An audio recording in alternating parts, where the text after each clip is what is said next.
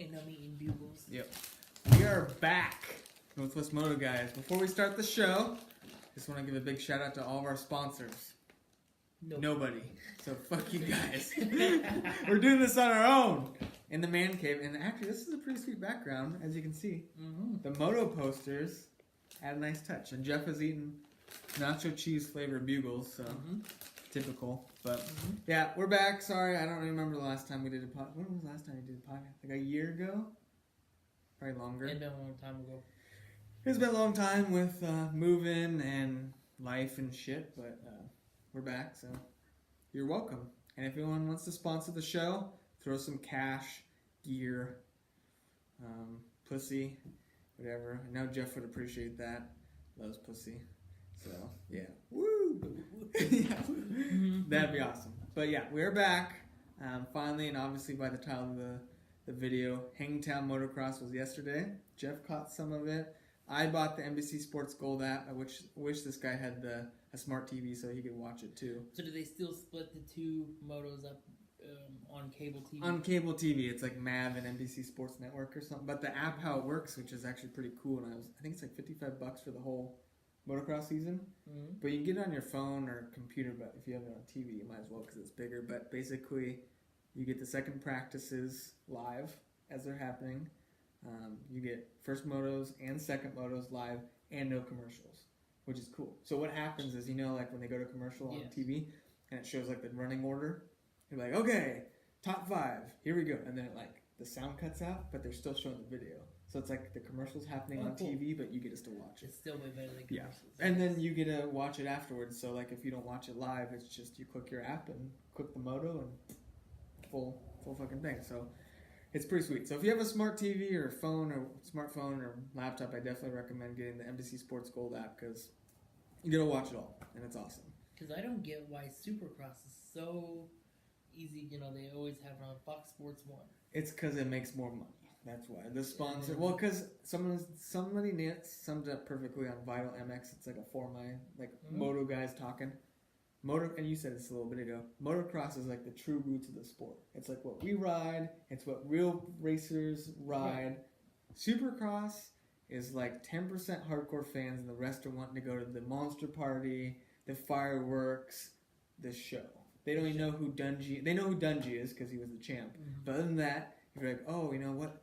Who did Barsha ride for when he first came to the 450 class? Like, who's Barsha? What's a 450? They don't know. It's true. Supercross, and that's where the money's at, unfortunately. So if you want to watch motocross, you have to buy the app. Yep. Otherwise, you get one moto at 3 o'clock on Saturday. The other moto is 2:30 in the morning Eastern Standard Time on some channel nobody gets. They'll replay it on Comcast Sports, but only the last moto of the 450. Yeah. So you don't even see no 250s. You don't get to see none of that. Yeah. Oh, I gotta write this down. Talk about. That's so dumb. Yeah. Yeah, I'm tired of it. I hate that. Yeah, it sucks. But at least they have the app now for us hardcore fans that want to watch it. Sorry, I know this is getting a little off track. Keep going. So I watched drag racing. I probably shouldn't even be saying this on Facebook Live. So this is how little I know, right?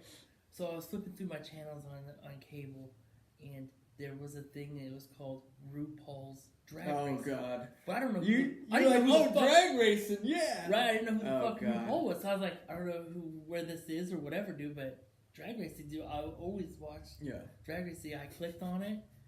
They'll show that on TV, but they won't show both motos of the super or motocross. Well, that just shows you the state of America. RuPaul's Drag Race, prime time, motocross, 2:30 in the morning. Boy, it was a letdown. I can just see your face. Drag racing. What's this? That's not RuPaul's Drag Race. Who the fuck is RuPaul? Oh my god. Yeah, that's America for you. Yeah. Sucks. Sorry to get sidetracked, Cameron. Yeah. No, that's good. I'm sure that most people that are watching this would have to agree with you. So good. I think people that watch our show would be like... There'll be that one asshole out there who's be like, oh, Fields watched RuPaul's Drag Race. You're like 2 years, we're going to be at Washugal 2020, and someone's like, oh, what's up, Northwest Moto Guys? Fucking Jeff watching RuPaul's Drag Race. I remember that. It's 2 years. People don't forget. People don't forget. Man, I didn't even watch it. I was on there for 10 seconds. Oh, that's so funny. Disgusting. Yeah. But yeah, back to it. So Hangtown was yesterday. The outdoors are back, which is exciting.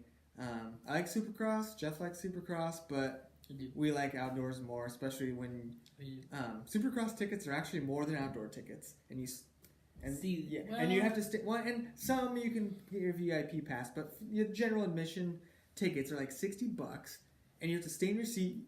Motocross, you can walk the track, you can go right to the fence, you can see how fast they're going. But you always hear the one thing, but you can't see the whole track.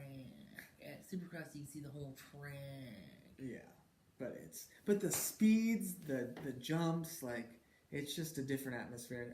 I enjoy it. And be able to roam around and watch different sections of the track. Watch Shugo. I've got my fingers crossed. I'm gonna try to go this year. I hope you do my plan. Business. Do my plan. I know. Diarrhea gets you every time. I can't come into work explosive diarrhea. No one fucks around diarrhea, dude. I know. Especially you make some sounds on the phone, they gotta let you off. I'm gonna legitimately try to get it off this year. You need to go because you haven't been since what? Hold on, 2007. Was when we went with Lupus? Yes. Holy shit! The last time I went, Ricky Carmichael and Jay Stewart were battling it out. That's the last time I got to go due to work. Oh my god! Yeah, you need to go, especially since you work at a motorcycle shop. Yeah. I was working at a pet store, and I was still going.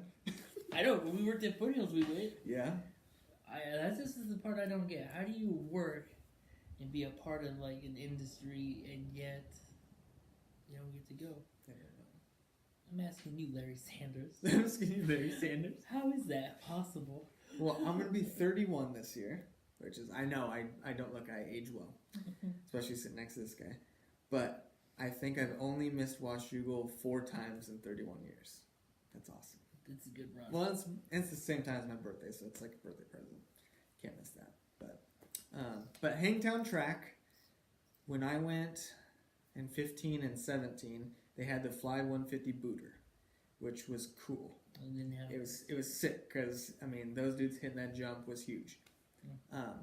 They took it out this year and they replaced it with some whoops, and I initially thought that sucked because I like to see the big air or whatever. However, the whoop section actually was pretty cool to watch because there's some different lines. People like Muscan, the little bitch pussy, would jump them, and then you'd see someone like Tomac just hammer those things, and it was actually a good passing spot. So kudos to Hangtown for changing it up a little bit. Taking out one good section and putting in another good one. Yep. And they changed up after the big uphill after the start.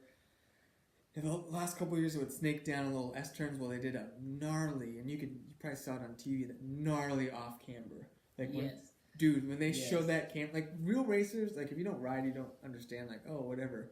But the hill was like literally cutting down like that, and they were riding straight across it, and it was chewed up like square. That's hard. That's hard to do.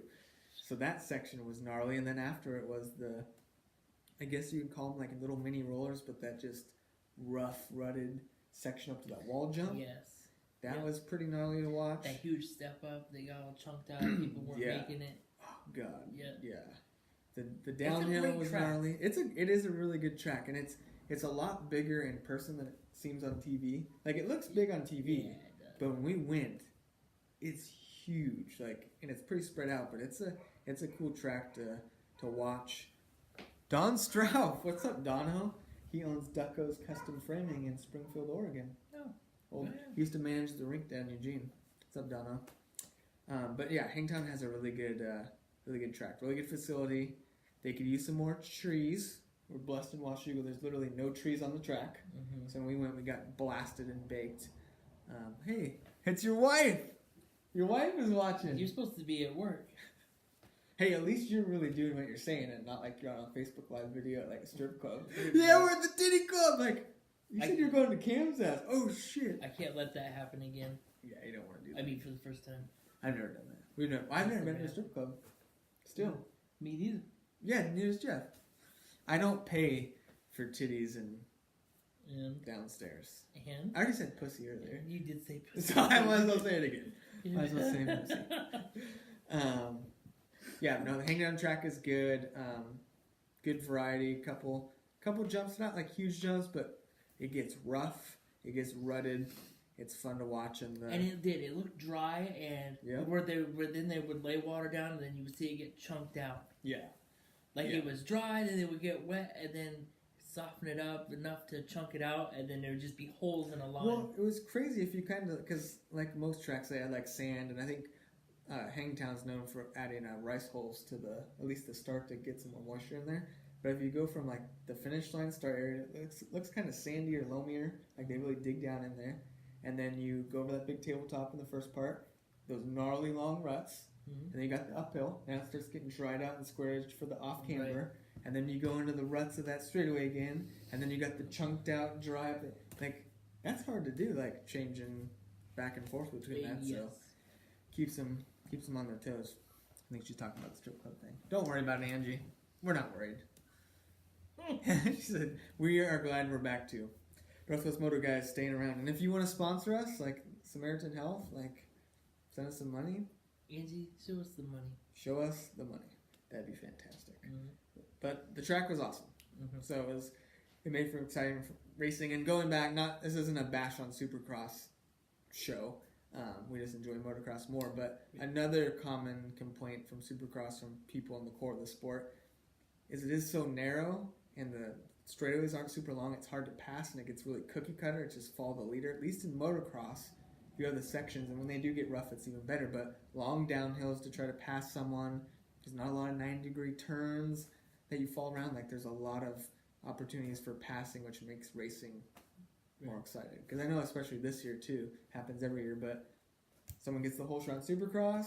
As long as they don't make a mistake, they don't get passed, and it just kind of everyone does the same thing. Well, except for, and we're not going to spend a lot of time talking about Supercross, but except for when they do the Arizona track in Supercross. Glendale? Yes. Just because they're doing it in the football stadiums, they're big enough to where they're actually getting some speed. True point. And that's racing's good. And if you look at it, it actually has a little bit more of a outdoorsy feel. Their obstacles are closer to the Florida Daytona. Oh, Daytona, yeah. Which is also a good Supercross with a ton of passing. Yep, exactly. Because their obstacles aren't just triple jumps, double jumps, and a whoop section. Yeah, exactly. It's pretty much all you get. Yep. So it makes it... You want to see exciting racing, you want to see passing. It's good times. But before we get into the 250 and 450 races... They were going to try to get on the NBC Sports Gold app, but it didn't happen. I don't know if it'll change for this year. Hopefully, I'm sure somebody videoed it, but they had one of the 125 All-Star races before the National started. Villapoto raced, Pingree raced. See if you remember this name. Sean Palmer. No. Does that ring a bell? He used to be a pro snowboarder, but was into motocross too. He raced. Will Hahn running a number 69 YZ125. When he raced. Some kid, Aiden something, won the race because he races 125s all the time. But Villapoto was second, Will Hahn was third, and they looked like they had a good time. So hopefully there'll be a video on Racer X or Trans World of the 125 race, and we'll share it on Northwest Moto Guys Facebook page for you guys to check out. And speaking of that too, I think Monday or Tuesday, I already have it scheduled out at Zaka Station down in California. There's a 125 video of Villapoto tearing up his 125 down there. Pretty cool, like 5-minute video. That'll be coming on Northwest Moto Guys Facebook page in a couple days, so stay tuned for that. But the 250 class. So 250 class went about how I thought it was going to go. Osborne went 1-1. If you told me that, I'd be like, yeah, I can see that. Martin went 2-2. Yep, totally believe it. Plessinger went 3-4. That's pretty. See that too. Pretty good. I thought Martin might have a little bit more for Osborne, but it's the first race of the year. Right. Can't go too crazy, but Osborne passed him straight up and rode really well. It was impressive. Martin definitely looked better on the Honda this year. He really likes the bike. Last year he did DNF at Hangtown, won the moto, so he's already 25 plus points back. So this is a good start. He's only 6 down. That's good. Plessinger rode good. Alex Martin rode good. That new kid on the Yamalube Star Racing team, Justin Cooper, he led for some of the first moto. Really good. Faulkner did good in the first moto. Second moto he DNF'd. Something about like he popped a rib out or hurt his back or something. So that kind of sucks because I was hoping he was going to mix it up. So hopefully he's back for Glen Helen next weekend. Don't know. I'll keep checking and see if there's going to be updates. But it was a pretty good race. Some good battles. It was exciting. I can't remember if it was you or Chris about Joey Savacci. Like, if you don't, not like the biggest fan in the world. He did all right. He went 1-1 at Hangtown in 2016, so he's done good here. He was a disappointment. Check this out. He went 6-10. I don't know what. I definitely thought he would have. Overall, he was in the top 10. He was in the top 10, but I thought he'd be close to the podium. So yeah, that was kind of unexpected. Let's see here. Garrett Marchbanks, the post-circuit Kawasaki rookie, 12.6. It's good. McElrath, 9.14. I thought he'd be a little bit better. Justin Hill, shit the bed. I love Justin Hill. Sick at Supercross, 6 skills. He went 16-13. Ouch. Not good. And pretty much other than that, everyone kind of fell in line where I thought they were gonna be. But we'll see. Yeah. A good first round for the 250s for sure. Disappointed. I'm sad because Jeremy Martin will do. I honestly believe he will do better. He does good at Glen Glen Helen. Tight race. He does good at Glen Helen. Series. So I think he has some good tracks. I think he just needs to find a little bit more speed. He's in shape. He trains with Tomac up in Colorado, so you know he's got the shape. He just needs a little bit more speed to run with Osborne, Right. but I think we'll find it. No, I was sad because I was looking forward to seeing Cirillo racing outdoors and ended up having surgery on his ACL, so he's out until Supercross. So that sucks, but hopefully he heals up and does well. Before we get into the 450 race recap, just want to give a shout out to this guy. He's probably my favorite rider currently in the sport. He's got some personality. Rides for Honda. He's a man. Ken Roxon. Dude is a warrior. Everyone knows he fucked up his arm last year with that fracture in his elbow and his wrist and came back and rode Supercross. Almost won. Was almost back to his current level. Hurt his hand again. Got sucked into Cooper Webb's swing arm and tire. Luckily didn't rip his hand off. Had only put a handful of 30-minute motos in this week and came out and was running top 5 both motos. I think, what did he pull off? He pulled off like a 6.16 or something? Yeah. That's right. 6.16. Faded in the second moto because he said his hand just that's wasn't what strong happens enough. when you're riding only on talent, no preparation. Yeah. That's just him going to the race without any. He didn't get the prep like any of the other racers did, and still, what was his overall? He's 11th overall. Barely missed top 10. That's pretty good. See, and that's pretty good. And that's gonna suck. I mean, not to bag on the guys because they're way faster than us, but if you're like 20th or 30th overall and you've been training and busting your ass off, and Ken Roxon's got a mangled hand and still kicks your ass, that sucks. I mean, they're better than me, but that sucks. I hope his hand gets stronger and we see some more speed because he didn't quite have the speed of Tomac for sure. He probably had maybe podium speed for a lap, but obviously the endurance isn't there. But running up front, 6.16, pretty good for him. Pretty impressive. And good for him for the Supercross too. You know, there was people that were expecting him to still win. No. He almost did. Oh, but I never expected it, and even I think that he did way better than expectations. Yeah.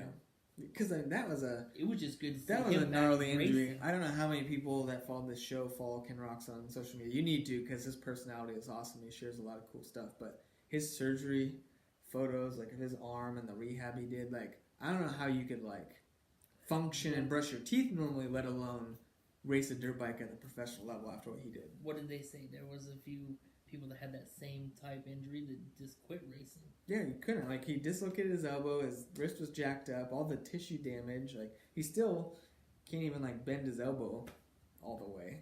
And, like, imagine that on a motocross track. Like, Impossible. He's a beast. He's a beast. So, shout out to Ken Roxon before we get started the 450 recap. But, same as the 250s. Expected. Tomac 1-1. I figured he was going to go 1-1. He did last year, too. The cool thing about Tomac and the 450s, though, is, dude, yeah, he's capable of either winning or coming in dead last. Yeah. This seems to be what he like. Crash or win. Hey. Yeah. So I mean, it does add a little bit of excitement. Yeah. Yeah, I figured he was. He's moving. He was moving. He was on the edge of like, you know, you should probably think about maybe even turning it down a notch. That way you don't crash. You know what I mean? Yeah. Because he was flying, man. That second moto. Definitely when he went. When he tipped over. Yep. Yep. And then came back and still won. Yeah, that's letting everybody know if you want to compete, you're gonna have to go a lot faster. You know what I mean? He was running lap times after he crashed 4 seconds a lap faster than anybody else.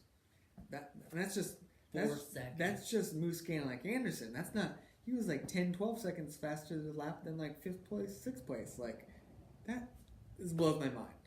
Blows my mind. He was just killing that track. Like he was making that track its bitch. Yeah. Like it was just ridiculous. But kudos to him. He rode great even after that little tip over. Still crushed it. Musquin, 2-2. He's a pussy ass bitch. So don't really like him. Hold on. What? What's your deal? Dude, he's a good rider, man. He's good. I just don't like him. Well, I don't like the you know the brand of it, you know, but dude, he's good. He's good. He's a good rider. I just don't like him. What do you hate him for? Well, he did that move on Tomac where he took him out in Supercross, then pretended he didn't do anything instead of owning it up. That's like grabbing somebody's balls and pretending it wasn't. It might be a little bit different. It's kind of the same. It's kind of the same. It's the same okay. thing. No, he didn't. Oh fuck, stupid word from. He didn't claim that, but I mean, I just don't like him. Not a fan. What do we got here?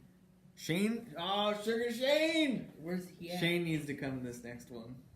We need to get the Nwmotoguys fucking back. And Chris Hacker. What's up? Yeah, we need to get Chris. We need to get Shane. Next weekend after Glentown, in the man cave. Shane, check it out. As you can see, all the posters in the background. The man cave is being built. This is the podcast dojo now. Sweet.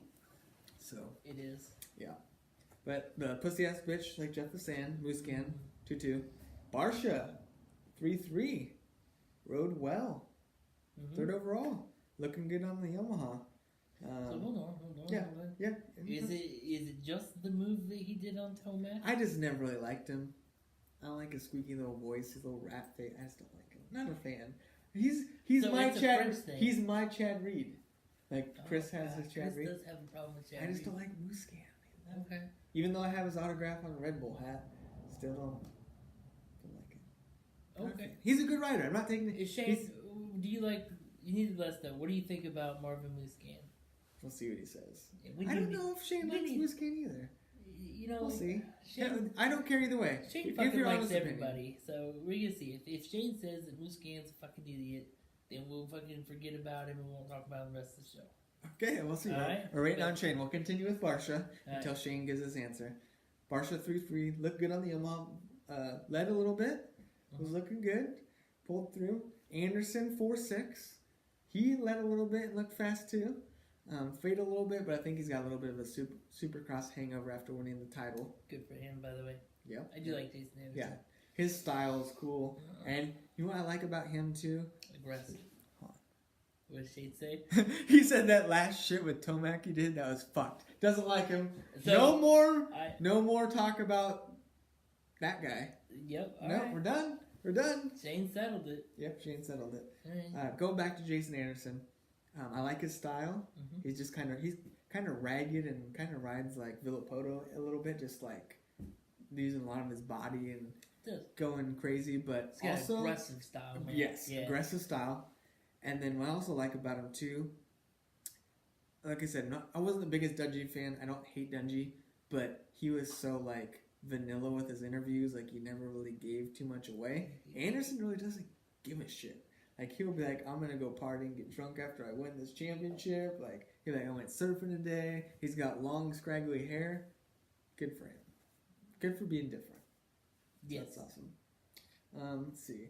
So, even though we're not at the disappointments part of the show, Blake Baggett, 5th overall, 7-4. I'm disappointed with him. Yes. And I'll explain why, and you can chime in and give your 2 cents too. He's been riding motocross for a couple months because he's better at motocross. He's been grinding motos, preparing for Hangtown, just laying it down. And he comes out, and 7.4 isn't bad. I mean, that's great. That's top 5. He's 5th overall. Not bad. But for him being good at motocross, winning some races last year, grinding out motos, and come out and do a 7.4, I'm just going to guess that he put too much pressure on himself and just kind of didn't ride how he should have. That's what I'm going to go with. Because he should have done better than a 7.4. He wasn't even close to the pace of Tomac or Muscan. Oh, shit! Fuck, I said his name. Good call. Good call. God damn it. That pisses me off. I'm pissed. This show's fucked. Anyway. Damn it. Anyway. Agreed. Yeah. Agreed. Blake Baggett will for sure be a part of this series in the top 5. See, the only shitty thing is that they always say is you can't lose the championship, or you can't win the championship in the first race, but you can lose it. He didn't lose the championship, but he's already down a lot of points to Tomac, and if Tomac keeps the train going, it's going to be hard for Baggett to get back into it. Well, lucky for him. I love Eli Tomac, dude. He's capable of winning this, obviously. But good for Blake Baggett because Tomac is probably one of the most inconsistent finishers. Yep. Going back to Supercross last couple of years and motocross last year. I mean, man, we've seen him where it's like, we watch him one race and you're like, dude, he's got this ice. There's nobody even touching him. And then he doesn't finish. You know, and then or he'll crash, or his bike will break down. Well, and what's interesting, it's always something. I wonder if anyone else was going to mention it. Tomac got a lot of flack in Supercross the last couple of years when he would crash and take forever to get going again. Like he'd go up and adjust his pants and adjust his goggles. He'd take a sip of water, and you're like, just go. Did you notice when he crashed yesterday?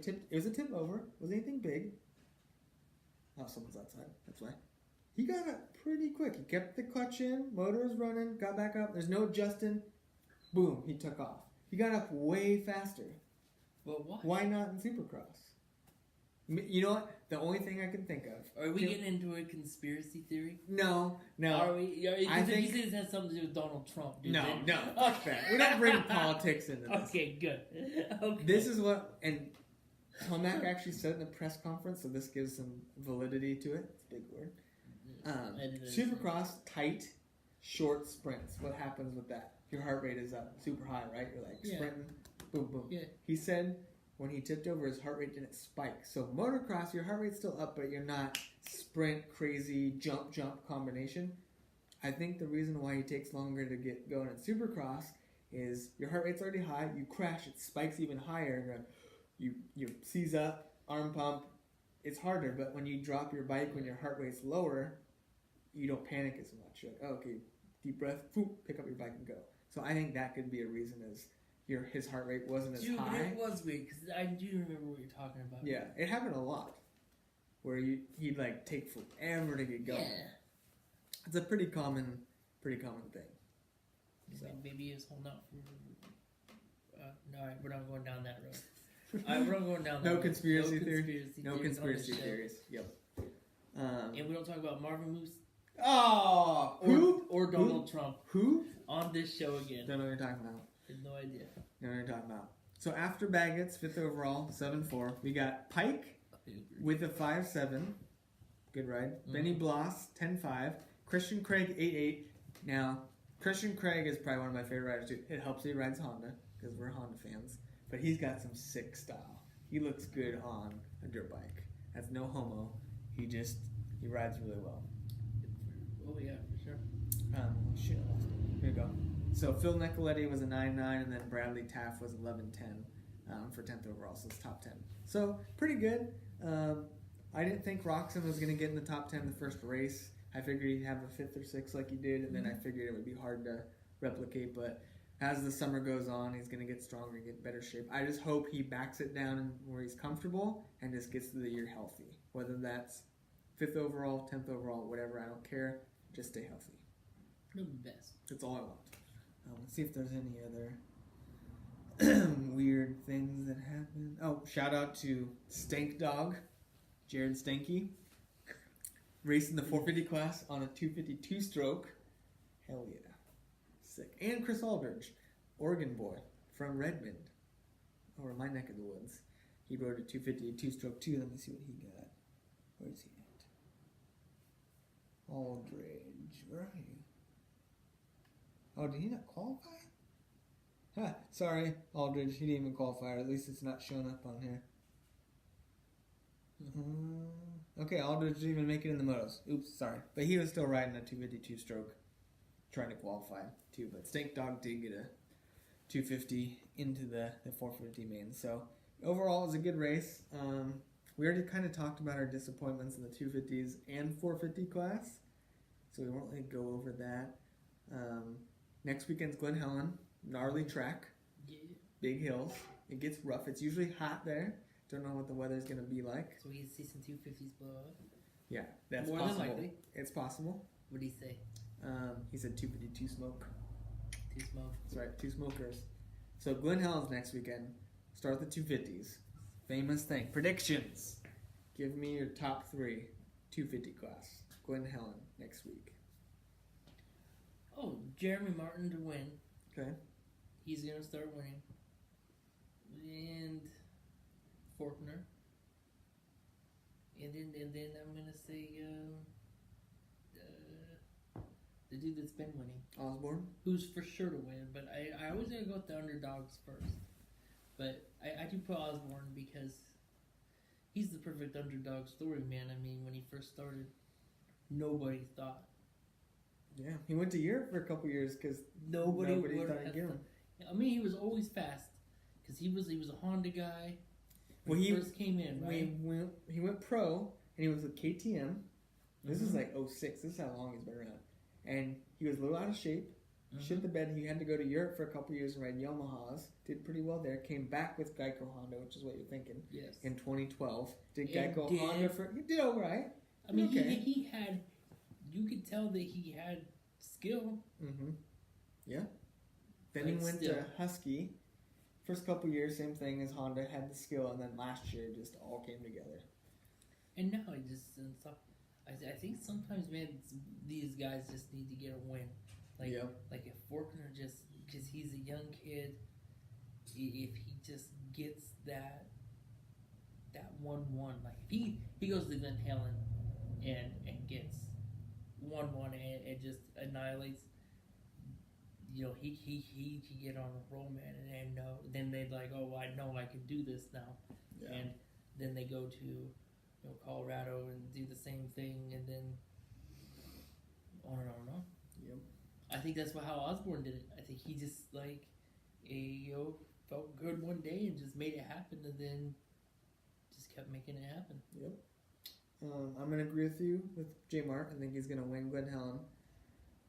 I think Osborne's probably gonna be second because he's gonna be up there, and I'm gonna go with the rookie Justin Cooper because these guys ride at Glen Helen and test all the time, so I think he's comfortable there and he's got speed. I think he's gonna surprise people and get on the box at Glen Helen. Shane, type in your predictions. Shane, 250 predictions, and we'll move on to 450s while you're typing in your answer. I'll start. I think Tomac's going to win again. Barring anything weird, bike trouble, which he had bike trouble at Glen Helen last year. Sorry, knock on wood, hopefully they get it figured out. As long as he doesn't have any bike trouble or make mistakes, I don't see him getting beat right now until somebody shows differently. And he'll do good at Glen Helen. Yeah, he'll do good at Glen Helen. He's always good there. I think this guy's going to make up for last week. He's going to have the pressure off. I think Baggett's going to get second overall. He rides good at Glen Helen. I think he's going to get there. And I'm torn because Barsha, Muske, and Anderson, they all ride good at Glen Helen. It could be a toss-up between all three of them, but I'm going to go throw some Bam Bam in there. I think he's going to get a third again at the Helen. I think he's going to do it. I think it's going to be Tomac, Baggett, Barsha next week at Glen Helen. What you got? I'm going with those same three, actually. Smart man. Not gonna lie. Smart man. It's gonna be Baggett good. only because I always take him in outdoors to do good. Yeah. Always. And Tomac, of course, because we saw him just totally rail people 4 seconds faster lap. He is insane. Yeah. And then, of course, Justin Barsha, dude. I mean, he went back to being a relevant player. Yeah. He can win an outdoor.